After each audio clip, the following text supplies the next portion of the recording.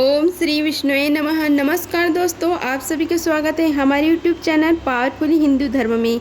अब तक हमने श्री ज्येष्ठ महात्म्य कथा अध्याय 1 से लेकर कथा अध्याय 20 का रसपान किया है।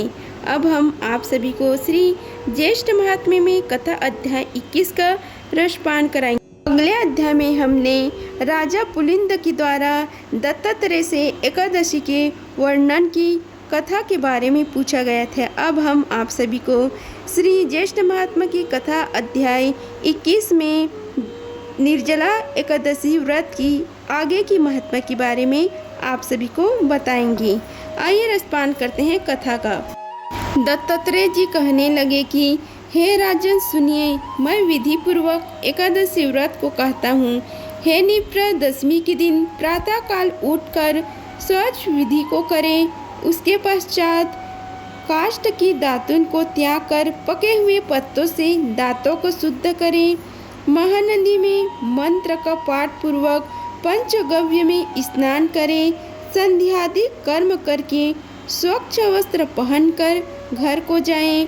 गुलर के पात्र में उत्तर मुख होकर जल को भरें और देश काल का उच्चारण कर ब्राह्मणों को प्रणाम करके कहे कि हे देवेश, आज मैं शक्ति पूर्वक आपका व्रत रखता हूँ।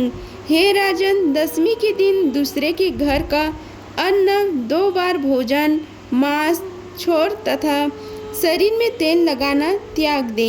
हे राजन, हविष्यन्न के अतिरिक्त और सभी पदार्थ आमिष न खाना योग्य कहे गए हैं। अतः दशमी के दिन प्रयत्न से थोड़ा सा हविष्य अन्न ही का भोजन करें। रात्रि में कथा श्रवण द्वारा जागरण करें। तत्पश्चात सूर्योदय होने पर निर्मल जल से स्नान करें। पूजा गृह में आकर संध्यादि नित्य कर्म को करें। एकादशी के दिन चित्त में किसी प्रकार का विकार उत्पन्न नहीं होना चाहिए तथा प्रकृत विषयों को मन में न लगावे।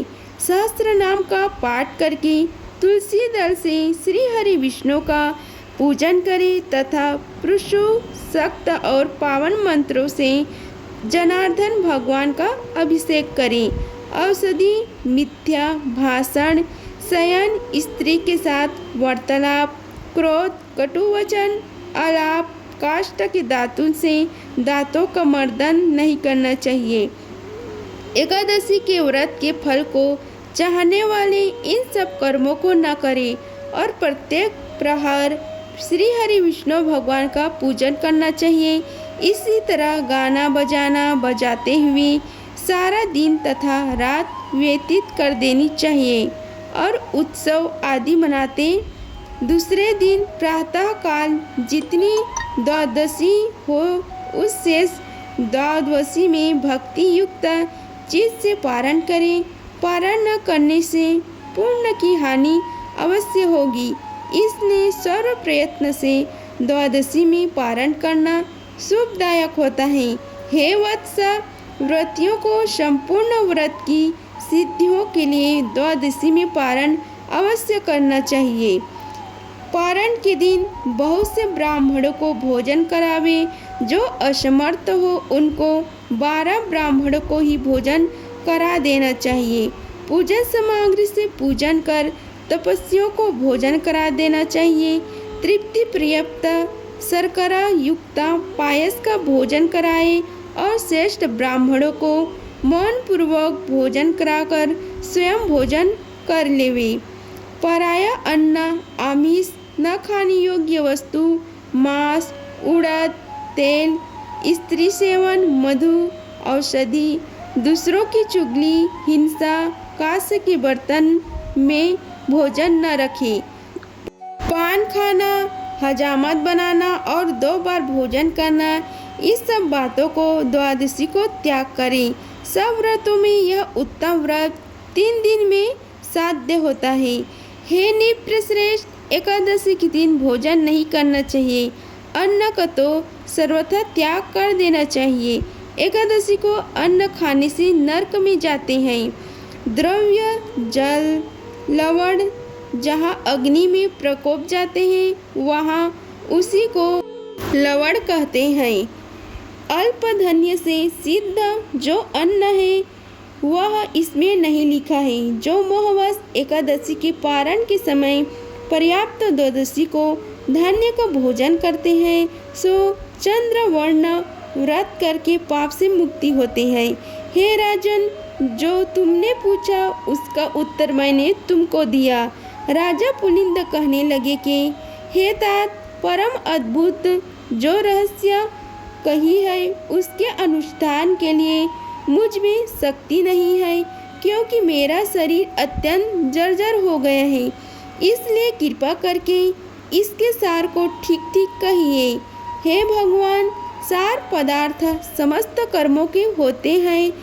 दत्तात्रेय जी बोले कि हे महाबाहो, मैं परम अद्भुत रहस्य तुमसे कहता हूँ, जिसके अनुष्ठान मात्र से समस्त कार्य सफल होते हैं।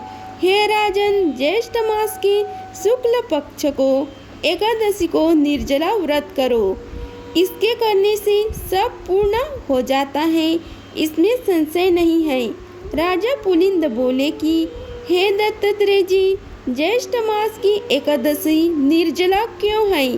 तब दत्तात्रेय जी कहने लगे कि हे राजन, प्रथम राजा प्राचीन वही ने एकादशी के दिन संपूर्ण व्रत जल रहित किया, इसलिए यह एकादशी जल वर्जित हुई।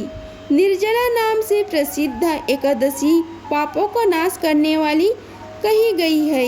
यह कह दत्तात्रेय जी चले गए। तत्पश्चात राजा पुलिंद ने भी इसको विधिपूर्वक किया।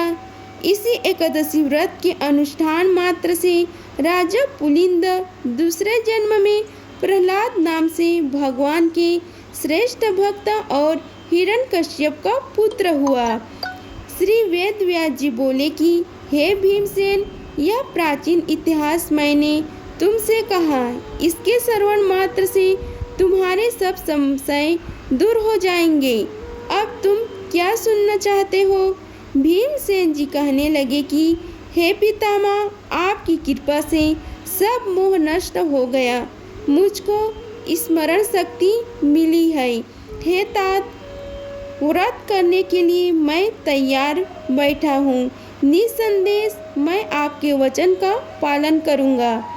स्कंद जी कहने लगे कि हे ऋषियों, वेद व्यास जी के कथन अनुसार इस व्रत को भीमसेन ने किया और चक्रप्राणी भगवान विष्णु की कृपा से सब पापों से मुक्त हो गया। इति श्री ज्येष्ठ महात्म्य निर्जला एकादशी व्रत वर्णन 21वां अध्याय समाप्त हुआ। अगर आप सभी को हमारी वीडियो पसंद आई होगी तो वीडियो को लाइक कीजिए, चैनल को सब्सक्राइब कीजिए और कमेंट बॉक्स में ओम नमो भगवते वासुदेवाय लिखिए। धन्यवाद। मिलते हैं अगले वीडियो में, तब तक के लिए जय श्री राधे कृष्णा।